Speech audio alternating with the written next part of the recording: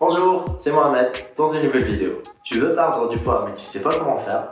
Prends une tisane, mets-toi à l'aise, cette vidéo est faite pour toi. La nutrition est un monde qui paraît très compliqué, surtout quand on a de mauvaises habitudes. Mais aujourd'hui, on va essayer de le simplifier pour mieux atteindre nos objectifs. Comme vous le savez, j'étais obèse et à cette période, je mangeais n'importe comment. En passant des pizzas aux burgers, ça n'arrêtait pas. Mais à un moment, je me suis dit stop. Comment perdre du poids? Je lis sur internet qu'il faut augmenter ses dépenses caloriques, brûler beaucoup de calories, suivre un régime hypo je sais quoi. Bref, j'étais totalement perdu comme beaucoup d'entre vous. Je commence par essayer un régime que j'ai trouvé sur internet. Mais au bout d'une semaine, j'avais mal au ventre tellement j'avais faim. Je n'arrivais plus à tenir le coup, donc j'arrête. Mais encore pire, en arrêtant, je recommence à manger encore plus qu'avant. Aujourd'hui, je comprends mieux. Et j'aimerais partager ça avec vous pour que tout le monde évite ces erreurs. Au début, quand on va faire un régime, on commence par se préparer. On n'attaque jamais un régime du jour au lendemain. Dites-vous que notre estomac était habitué à de grosses quantités. Si on lui donne peu de nourriture, il sera perdu. C'est normal parce qu'il s'était adapté à notre ancien rythme de vie. Mais comment faire pour se préparer?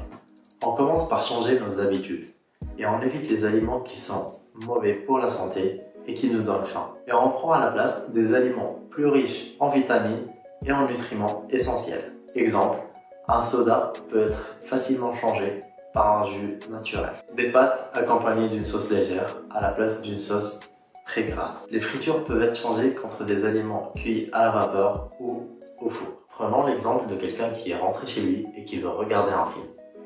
Il a une boîte de chips et il commande un burger avec frites et soda. Il commence à manger tout naturellement devant son film. La boîte fait 190 grammes, presque 1000 calories. Le trio rassemble un total de 1200 calories. Au total, on dépasse les 2000 calories. Vous savez, ça correspond aux besoins journaliers d'une personne adulte. Et même si cette personne prenait juste du soda et des chips, il faut savoir que l'excès de sel donne soif. Et au lieu de boire de l'eau, on va en reprendre du soda, qui n'a aucune valeur nutritive, sauf du sucre. En gros, à part le goût et la sensation de satiété, tu as pris une grosse dose de sel, de sucre et de matières grasses saturées. Ce qui veut dire, tu augmentes le risque d'avoir des problèmes de reins, de diabète et de cholestérol. D'ailleurs, tout ce qui est industriel, on évite. Maintenant qu'on sait ce qu'on doit éviter, essayons d'intégrer de bonnes habitudes à notre alimentation. Les légumes sont excellents pour perdre du poids. Ils contiennent des vitamines et des fibres qui sont excellents pour aider notre corps à bien fonctionner. Et on peut en manger en grosse quantité.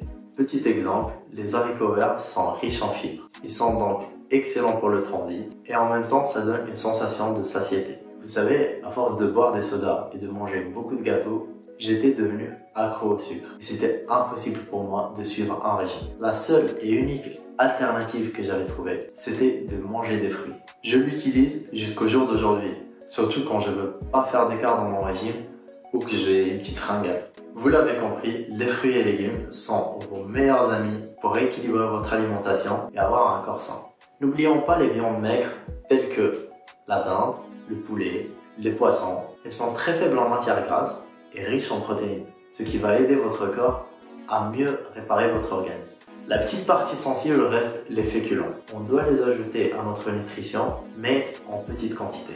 On peut les considérer comme étant le carburant du corps, mais à trop en manger, le corps commence à les stocker et on se retrouve avec un poids non désiré. Petit à petit, entraînez-vous à rajouter ces aliments dans votre quotidien, en insistant sur la volonté de bien vouloir rééquilibrer votre alimentation. Et maintenant, on attaque le régime. Un régime de perte de poids consiste à manger moins que ce que l'on dépense. La nourriture qu'on va consommer sera l'énergie que va utiliser notre corps pour mieux fonctionner. Pour savoir si on mange plus ou moins que ce qu'il nous faut pour perdre du poids, on peut utiliser deux méthodes. La première consiste tout simplement à se peser en début et en fin de semaine et vérifier si on a pris du poids. Si on a pris du poids, on revoit notre alimentation.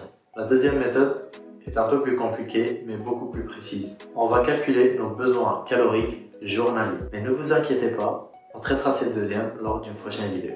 Partons sur l'exemple où tu as utilisé la première méthode et après une semaine, tu as pris un peu de poids. Pas de panique.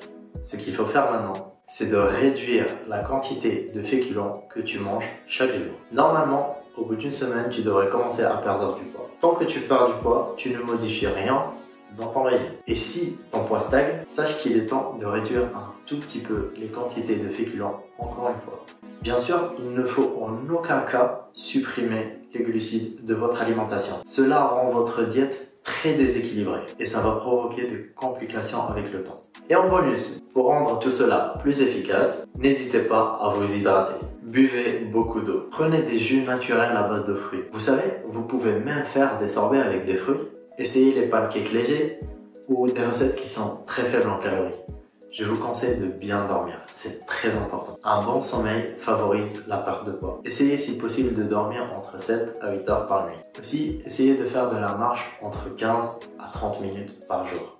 Si tu as un handicap ou une maladie, je te conseille de faire de la méditation ou trouver une activité qui t'aide à te relaxer. Ce stress qui, en général, favorise la prise de poids. Bien sûr, ces conseils, vous pouvez les utiliser toute la semaine. Et surtout, n'oubliez pas de vous faire plaisir 1 à 2 fois par semaine. Votre corps a besoin de récompenses. Il a besoin de se faire récompenser des efforts et des changements qu'il fournit à toutes les personnes qui souffrent de quelconque maladie.